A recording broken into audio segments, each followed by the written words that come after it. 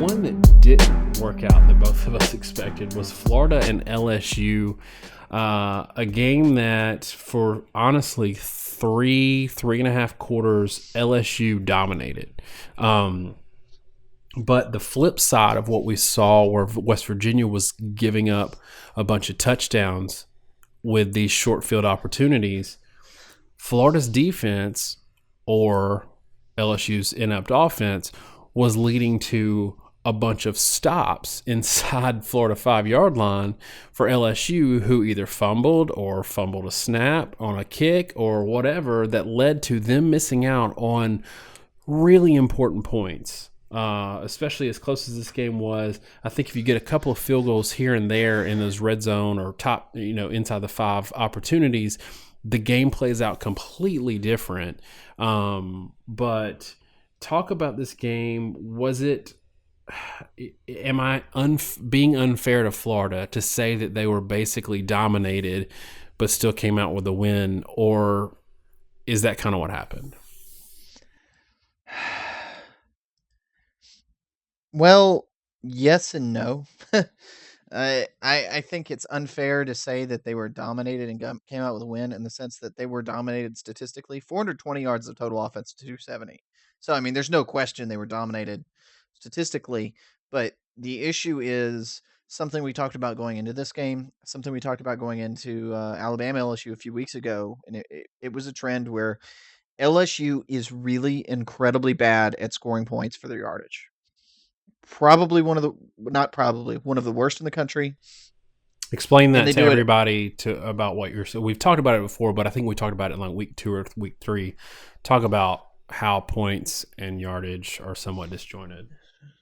right. So it seems like a common idea, right? That if you're going to have more yards per play, and we don't really get into total offense too much because it's such a product of tempo. The more plays you run, the more offense you have. So if you run hurry up, you run more plays. Or if you throw the ball, it stops the clock, you run more plays, you get more offense. You have two teams here that both run the ball a lot, so their total offense tends to get drugged down. But that you can kind of set that aside because their per play offense, how many yards they get per pass, per rush, it's actually pretty good. LSU is actually put up really impressive numbers, really saved that Alabama game. They've put up 5 to 11 yards per play every game. I mean, that's actually pretty impressive and consistent. And in the last 4 games, again, ignoring Alabama, the last 4 games before Florida, they'd put up between 7 and 11 yards per play. It's about 7.8 against Missouri, 11 against Southern Miss, over 8 against Ole Miss, over 8 against Arkansas. I mean, they were kind of a machine, but despite that, did they score a lot of points? Well, yeah, kinda, but they put up 38 points off 8.05 yards per play. 38 points may be, a pretty good number, but, to sort of put this in comparison's sake, when Auburn had about 8 yards per play against Arkansas State or ULM, they're putting up 51, 58 Right, points. right. That's everything LSU does. They'll put up almost 6 yards per play against Auburn. They only got 13 points out of it. They put up over 5 yards per play against Wisconsin and got 14. And this was actually a really interesting thing just to the opener, right? Florida played UMass, struggled horribly on offense, had 4.97 yards per play, put up 24 points. LSU against Wisconsin actually averaged more per play than Florida did. They had over 5 yards per play. They only put up 14. 7 offensively. Right. And the reason why it's so disjointed is LSU does not generate chunk plays and they don't have a real passing game. So they have to be on schedule every single play. And they can run the ball for 8 yards, run the ball for 7 yards, run the ball for 7 yards. And, now it's 2nd and 5. And now they have a 2-yard loss. It's 3rd and 7. They can't cope. So even though they're running, they may be running, if you do the math, they're running for like 6 yards per play, 7 yards per play. It doesn't matter because the moment they get off schedule, they're screwed. And if you're in that rough a position, if you're that unbalanced offensively, if you think about it, even running for 7 yards of play, if you got to get from the 20 to the other end zone, that's 80 yards, which means you need 12 rushes in a row. And if you can't cope with ever being on schedule, the odds of you having 12 rushes and never having a play that gets stopped in the backfield or tackled for a loss is really stinking slim. And that's why you always need more than just, 3.33 yards per play to get 10 each for a first down, because you've got to account for that negative yardage. But LSU is so incapable of generating chunk plays, and they are so particularly bad in like a 3rd and 7 scenario that they can have 10 great plays in a row, and then that one negative play sets them back. They can't compensate and they end up punting. So they throw away more yardage than anybody in the country. Um, and I'll go ahead and move into the next bit, and then I'll let you comment on this, sort of flip the tables. But when we modeled this game, we were both kind of surprised to see that Florida was modeled ahead of LSU. And do you remember the model, the initial model? It was Florida 18, LSU 10. That was the original model. And then I forced you to take Bama out of it. Yeah, because Alabama did screw up the model for LSU. I mean, Alabama was so bad that it was an 18-18 tie without Alabama and an 18-10 Florida win with it. Well, it turns out I don't think Alabama really was an aberration. What we're seeing is an LSU team that can only run the ball, and the moment they start to struggle with the run game, their offense gets totally disjointed. They can't produce points.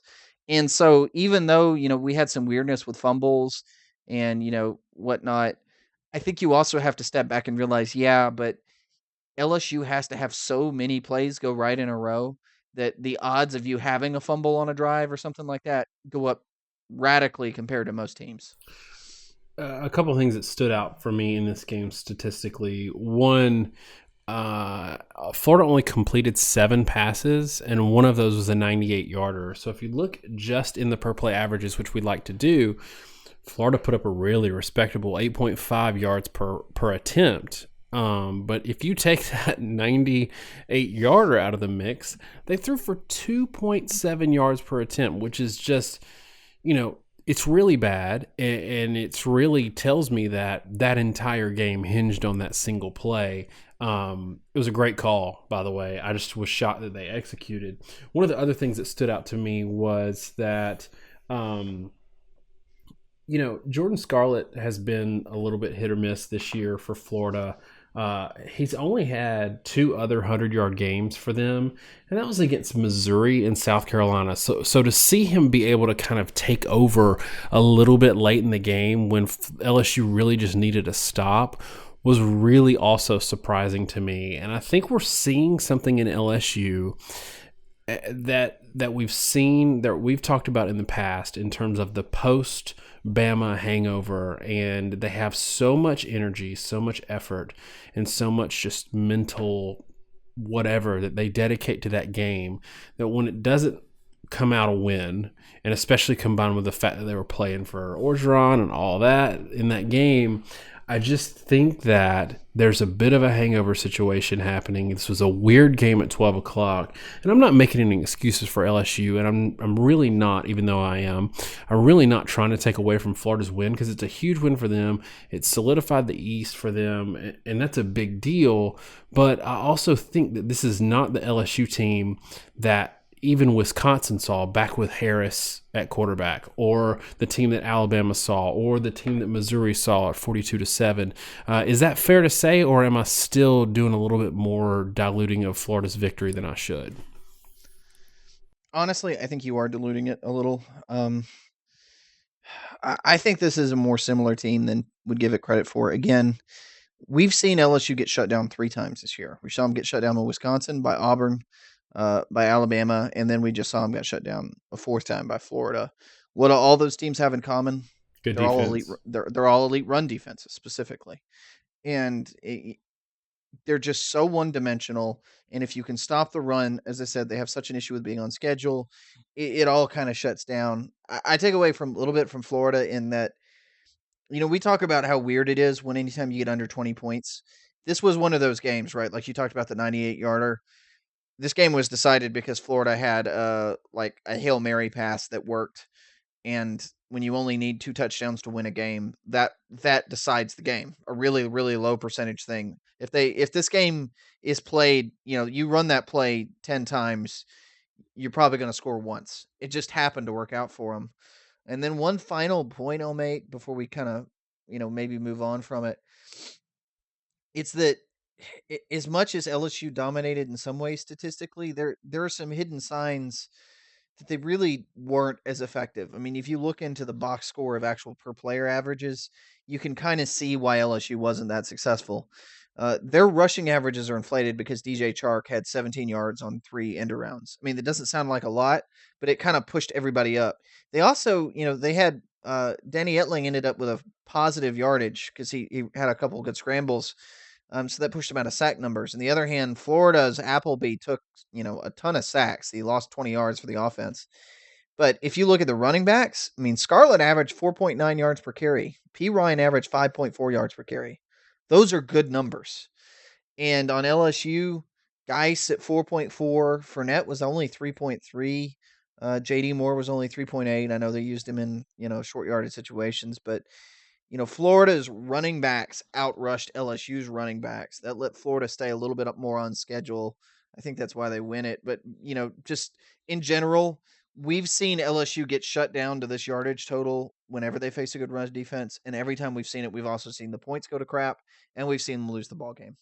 So something I want to ask you, because I was watching this game and surprised that we didn't see this a little bit more.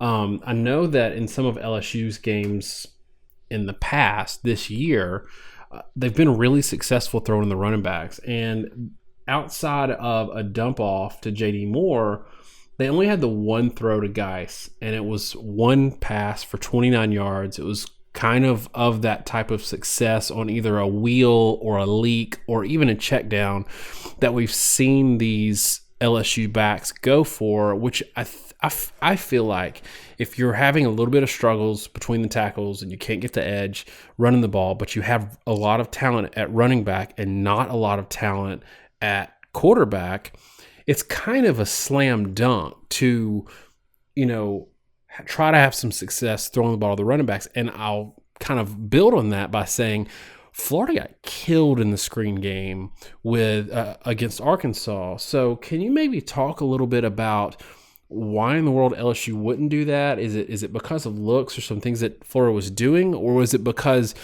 these are the kinds of effects we see from not having a regular coaching staff that's doing the regular game planning and regular play calling? We've got Orgeron and Insminger instead of kind of what we're used to. Oh, it's tough. I mean, there's a lot of things that can point to it. First, a lot of it is the lack of any sort of downfield passing game. If you want to throw swings to the running back or screens, you need the defense to be bailing deep in coverage. You need them to vacate the line of scrimmage. LSU does not really have any downfield passing threat, so the linebackers are really sitting underneath looking for hooks and curls. And that means if you want to throw a screen, the linebackers are floating around in space right in front of you. And the other thing it means when you don't have a real downfield passing threat is the linebackers are probably assigned to the running backs on most plays. They're just not going to be left uncovered or open. Throwing a screen pass, with a fast linebacker in man coverage, they have a tendency to knife that play. You really want to throw a screen against zone, so the running back, when the running back goes out for a pass, if there's a guy on man, then he immediately closes on him, and that's how you throw pick sixes on screen passes and whatnot. But beyond that, I do think you probably still should have seen it some. And the reason you're not, my guess is probably twofold. One is what you're saying about the coaching staff being a little discombobulated. You kind of have to play on screens. It's an advanced thing. You can't just randomly throw a screen pass. It needs to be part of your offense that you sort of set up. And then two, it may be a product of the offensive line. It's a powerful offensive line LSU has. It's a great run blocking line, but it's been a really crummy pass blocking line.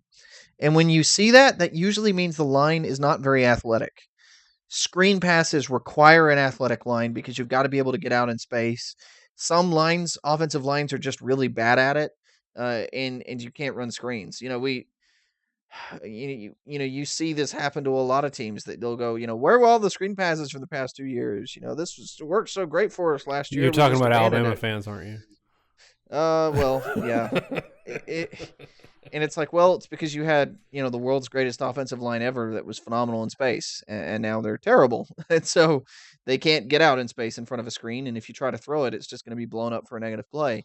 We see screens as a quote unquote safe play, but it's a safe play in that it's a low chance of an interception. But it's also a play that tend to generate negative yardage if it's not executed well.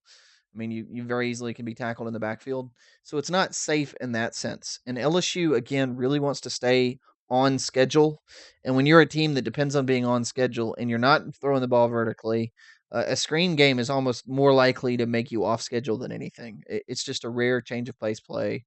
Um, and in the times where you really need a screen, unfortunately, you're probably not in a position to really run it. So I don't know. That's my two. There's a lot of factors that go into it. I'm not really sure which one it is, particularly the right one.